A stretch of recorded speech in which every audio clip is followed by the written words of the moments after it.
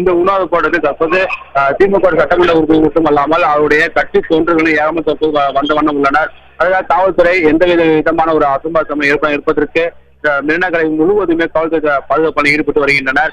அதுக்காக அனைத்து ஏற்பாடுகளும் காவல்துறை தற்போது செய்யப்பட்டு வருகிறது. தொடர்ந்து திமுக தொண்டர்கள் மட்டும் இல்லாமல் அவருடைய கட்சி சட்டமன்ற உறுப்பினர்கள் ஆதரவாளர்கள் என தொடர்ந்து அந்த உண்ணாவிரத போராட்டத்துக்கு ஆதரவளித்து வருகின்றனர். சட்ட ரீதியாக எங்கள் மீது தாக்குதல் நடத்தியதற்கு உடனே நடவடிக்கை எடுக்க வேண்டும். மீண்டும் இந்த நம்பிக்கை வாக்கெடுப்பு நடத்துவதற்கான அறிவிப்பு அறிவிக்க வேண்டும். இதுக்கு அனைத்து நடவடிக்கை உடனே எடுக்க வேண்டும் கூறி தற்போது திமுக செயல் தலைவர் ஸ்டாலின் அவர்கள் உண்ணாவிரத போராட்டத்தில் ஈடுபட்டு வருகிறார். உடன் துரைமுருகன் மற்றும் மற்ற முக்கிய சட்டமன்ற உறுப்பினர்கள் அனைவருமே தற்போது இருக்கின்றனர். சபாநாயகர் தனபால் மீது நடவடிக்கை எடுக்க வேண்டும் கோஷம் எழுப்பப்பட்டு வருகிறது.